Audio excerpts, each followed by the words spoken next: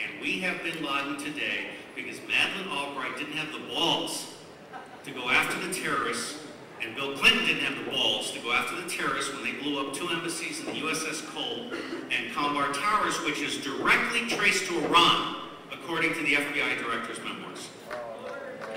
Thank you.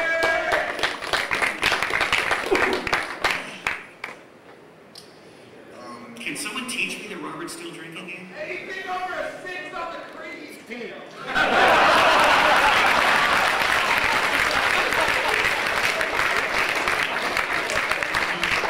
And does the crazy scale go to 10 or 15? Do you think there's something especially wrong with the U.S. intelligence agency if when the Pentagon is attacked and there is only one camera that is capturing this footage and there's no evidence of any plane or any sort? Conspiracy theory. I am actually among those who is willing to believe that Donald Rumsfeld had a missile targeted into an unoccupied area of the Pentagon. You're actually going to believe this? Yes, I am. But I have no proof. But I will tell you that I see no plane parts and I see no bodies. Well, what's going on in like the CIA when this is the CIA is not responsible for perimeter security for the Pentagon. What about the FBI or any intelligence agency? How come they never investigated this? Have you considered the possibility that Dick Cheney doesn't want them to? Why? Because he actually orchestrated the attacks himself? I don't know if he orchestrated the attacks. I believe it's something similar to John Kennedy's assassination, where defenses were let down for a very good reason. Yes, sir. Okay, Robert, it's always fascinating to see you fooling the hacker community now in year 12. Fooling the hacker community? Yeah, I think it should be time with your charade. I mean, you can fool some flag waver and left gatekeeper script kiddies, but not realists. The fact is, 9/11 was an inside job. The scientific facts speak clearly for them. You only here for the only purpose to re-script the negligence theory. I'm only here for the sex. Your jokes script and sex. Me too. I'm roasted. Steele. Okay, good. First of all, no planes hit any target. That we can prove from forensic evidence and visual evidence. Tomorrow we'll speak out on the visual evidence. What's your source? Source? Oh, TV. As usual, He's holding a special session.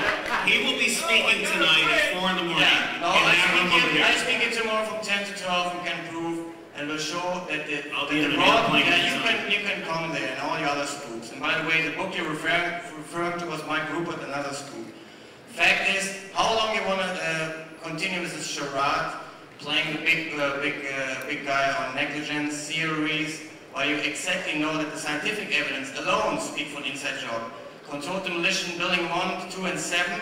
And then we have the TV fakery, which clearly proves that the live broadcast was contradicting each other and shows completely 2 different aircraft silhouettes. It's a CGI, computer-generated image. And if you make fun of it, don't worry about it, because this is the most... Who the fuck are you to say I'm making fun of it?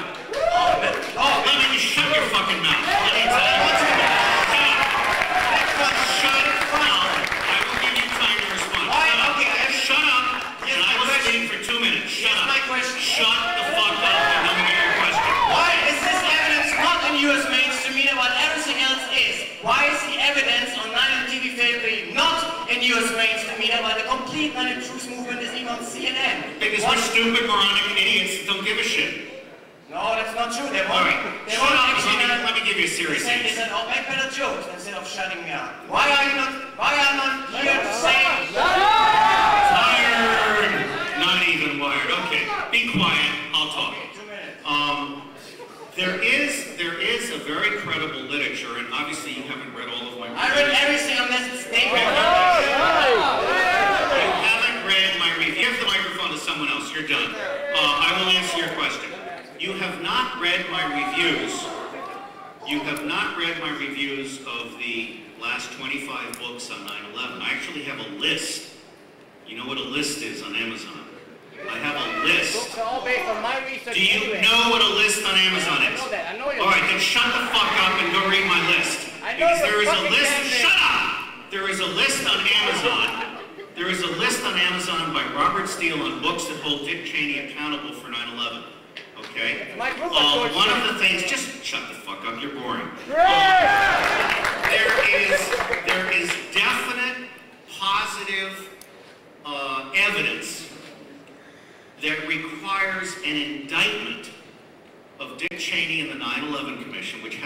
lot of conflicts of interest. Started up, the 9/11 Commission has covered up all of the problems in the U.S. government.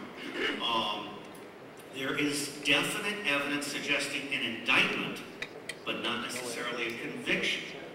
That the FBI, for example, was running the Blind Sheik in New York as an asset. And that the FBI was, in fact, the one who created the car bomb for the World Trade Center in the first place.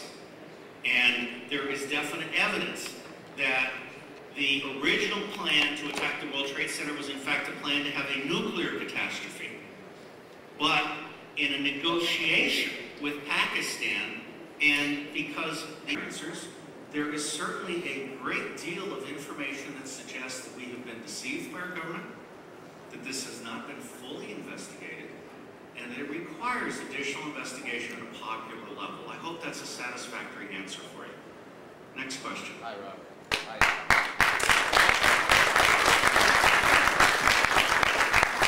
Robert,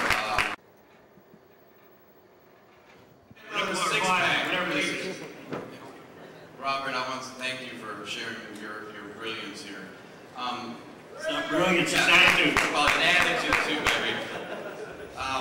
The question I had was about 9/11, and on Building 7. Good question. Yeah, there's a lot of people that said there's some controlled charges there, and then there's some people that I just want to pause here and say that this gentleman is a friend of mine, actually, Steve. I don't know him that well. He's helped Harold Channer with some of the tapes and interviews that I really admire. He was the one that held the camera for the Rabbi Dom interview that Harold did about, maybe even 20 years ago. And I find that the way he's handling being at the mic is the most admirable of all of us. Although the gentleman before him, Nico Haupt, clearly had a lot more information, and he got very upset when Robert, the so-called ex-CIA agent, was suggesting that he hadn't read all his material, because I know that Nico is a voracious reader and very, very competent on the information about 9/11 truth. Nevertheless, I felt of all of us, I had the most to learn from Steve, so take a listen to him. actually were named as the people flying the airplanes actually came back to the embassies and said, hey, that wasn't me, here I am, I'm here. Yeah. Can you address, is there any sources? Let me take that in two parts. Okay, thank you. Part number one is these were not all Saudis. These were people on Saudi passports. Watch how many two parts is. Quite a few parts to two parts, and it winds up kind of obscuring the issue. But Steve, he really stays on it in the nicest possible way. And the purpose of doing these follow-up tapes is to see if indeed we can create connections of empathy with the intelligence community that definitely is an arm of the corporations that my interview with Marshall Rosenberg many years ago was addressing, which I'll put on after this. Part number two is a lot of these people were trained in U.S. military bases. Part number three is we are not at all certain that the people who are claimed to have been on the airplanes actually died on the airplanes. Part number four is that the CIA building, the Secret Service building, Secret Service, Dick Cheney, okay, there was no reason for World Trade Center building number 7 to collapse as it did. Right. There is in Crossing the Rubicon and other books that I have read, I do read, there is some suggestion that there was a Pentagon-installed controlling thing on these airplanes, and Boeing and others have developed capabilities to actually fly airplanes from here to Australia and back without pilots. There is some small evidence worthy of investigation, but not conclusion, right, that these airplanes were actually on override control from World Trade Center 7. And that the reason World Trade Center 7 was destroyed was to conceal all of this stuff. Thank you, sir. I don't know what the answer is. I do know that I don't trust my government. Right. So as an intelligence officer, and what do you think There's a difference between intelligent and intelligence officer. This is true. This is very true. But as an intelligence officer, what's your opinion on the best way that we as people can have a good dialogue without getting too emotional about it, but bringing facts? and not sarcastic innuendos. It's fun to do that just to have fun, you know, if we want to have a little fun, but in reality, to really get the truth rolling and find the accountabilities where we can. What's your best process in that? Thank you. All right. I want to emphasize again that Steve, I admire. And the whole way that I've done this with the little subtitles in is definitely nonviolent communication. And I might add that Steve is from Cypriot lineage. And having lived on the island of Cyprus for 4 years, I know how much those people have struggled with the downside of violent communication when it escalates into war. I have said publicly, I'm not a big shot, you know, I'm a guy that just survives on a salary and tries to do this stuff, and you're actually my most receptive audience, and that's a sorry state of affairs. I have said publicly that we need 2 Truth and Reconciliation Commissions. We need a Truth and Reconciliation Commission on all the bad shit we've done overseas, including preventing Iran from having its elected people and the nationalization of its oil. We have created many of these problems ourselves. We have sown the dragon's teeth. We also need a Truth and Reconciliation Commission here at home. Wall Street has deliberately screwed the working poor and the middle class. And we seem to just take it, because in the past there was enough wealth to kind of keep us in beer and cigarettes and gasoline, and now that's all going away. It's the end of cheap oil. It's the end of free water. Disease is prevalent. There are a lot of things going on. I don't know what it's going to take. Outlook. Beside my doom and gloom slideshow, I'm actually optimistic. I think, and if you look at my website, oss.net, you've got a public daily brief. This public daily brief is free. The president's daily brief costs $60 billion a year, and he can't read it. Okay? So in that, when you click on that, you'll see a change on policy curve. I think we're right at the cusp. Okay, I've spent 18 years flatlining, and I think we're now about to go up. And we're not about to go up because of me. We're about to go up because of the internet, because of Google, because of Doug Engelbart's open hyper. There's a whole bunch of things that are about to start happening, and that's all good. So, I've lost my train of thought. What was your question? The question was... Yeah, go back. Yeah, the question was, how do we do it systematically and intelligently? How do we do it systematically? Well, this group is well known for ignoring me. In 1994, I suggested that they create a server and that they start cataloging all flaws in all systems and giving the manufacturers 30 days and then posting them publicly. And there are a number of places that do that now. But I think this group specifically has lost the opportunity to be a major force in cleaning up. So let's be a major force in cleaning up things. And as I said, this is damage control for the tape that you just saw. I had played that in total several days ago.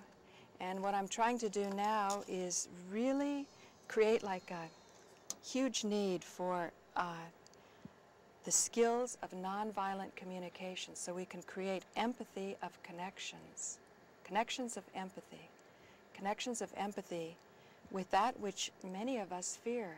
I want to help to overcome this block that if you know too much, it's dangerous.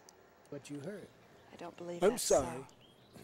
Before you apologize, could you tell me what you heard? See, to get another person who is not trained to be conscious of what's alive in us, they've been trained to hear criticism, to make criticism. I'm not saying it's easy to pull their attention so they can hear what's alive in you. And even if it's fear that's alive in us, we should be able to dialogue about that. Like I say, next time I get a chance to talk to Robert, I'm going to say, I'm afraid. I'm afraid that I don't get the right information about 9/11, and I'm afraid of my peer group, you know, a lot of the spiritual people. They don't want to do politics. I'm afraid of losing those connections. And I'm afraid of being booed down from the microphone before I can, you know, share what's really on my mind. It's just an example. But you can do it. We teach people then how to help the other person to hear a difference between you criticizing them and you're simply expressing what's alive in you. So that kind of answers a question I had about nonviolent communication not being used to control or somebody or achieve a certain end, even to try to achieve a connection with them so that they know what we're feeling. It could be viewed by some as manipulation because you're trying to make them feel what you're feeling.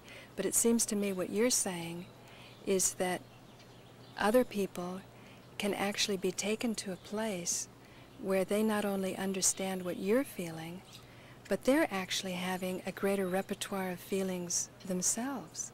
We help them to develop the repertoire because our training shows us how to hear feelings behind any message that comes at you.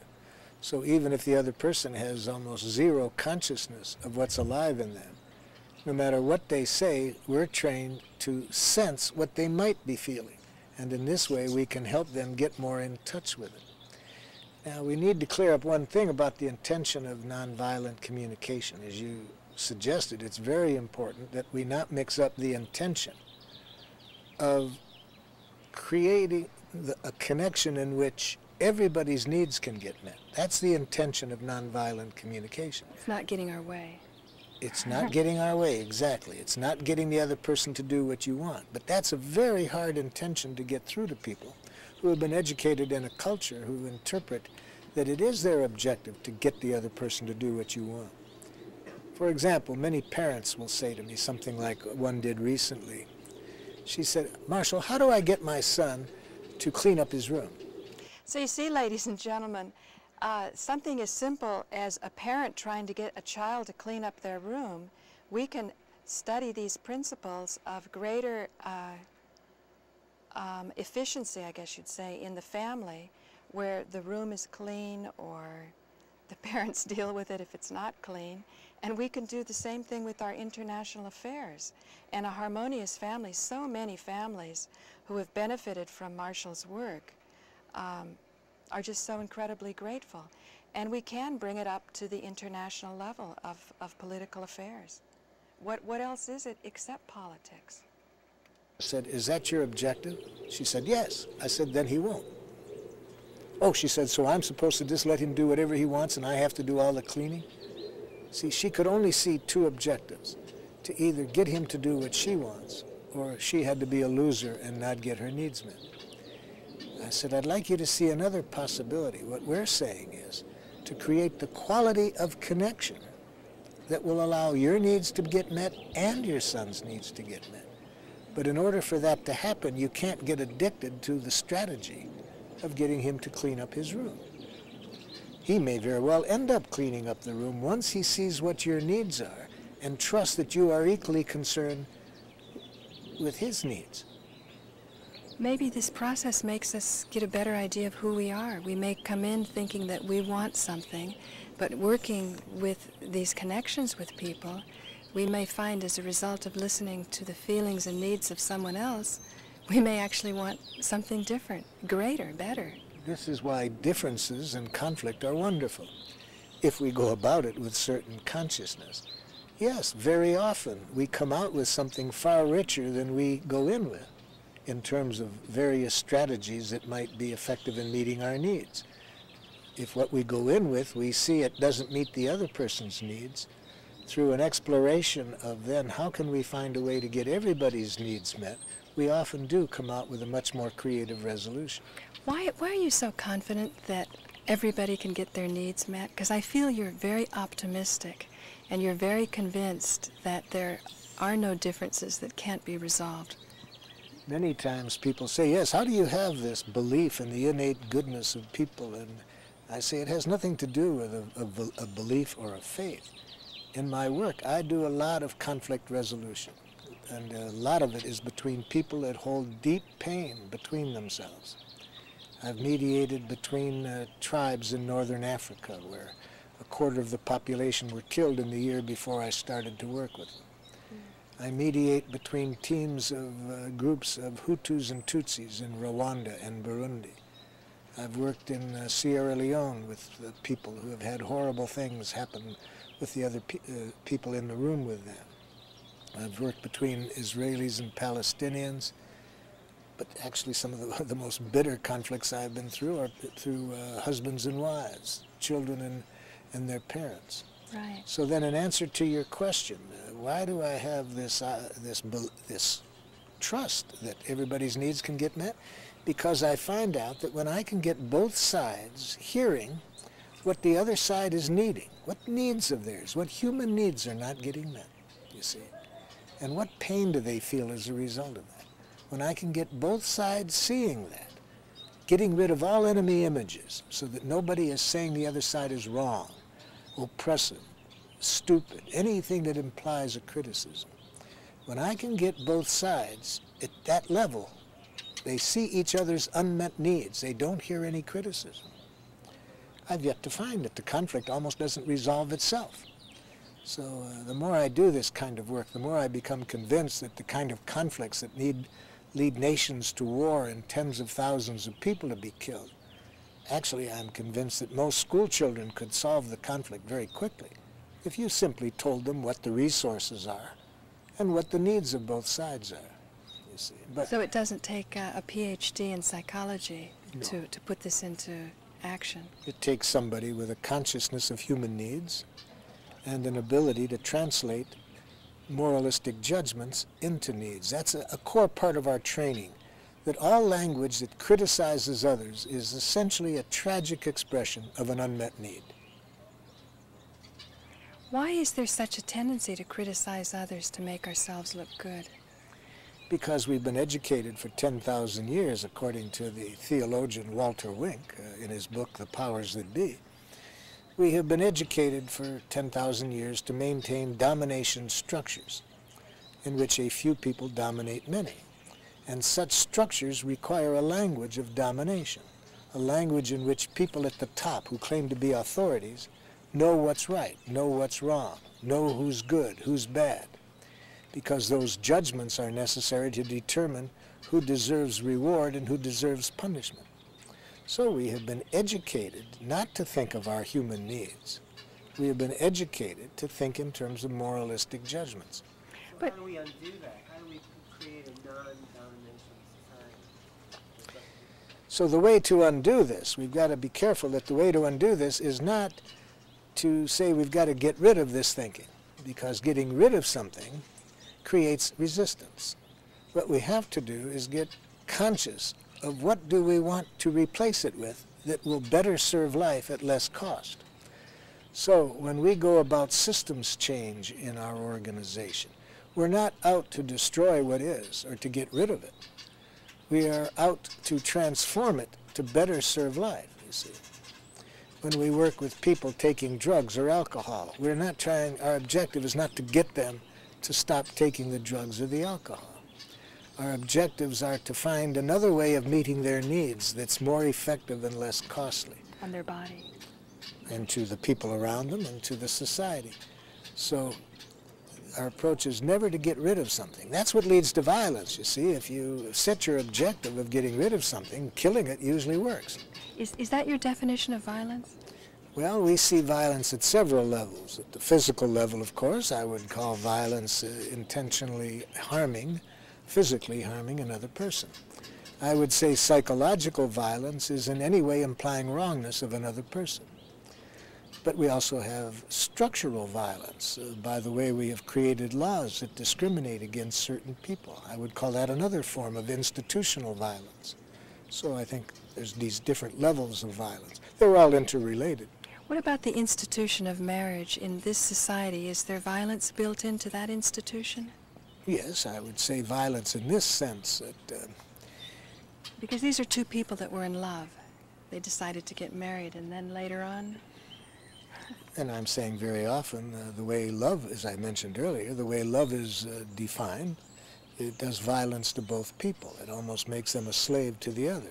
So, for example, if to be in love and to be married means that I'm responsible for the other person's happiness, now we get into this guilt game where if they're upset, I'm at fault.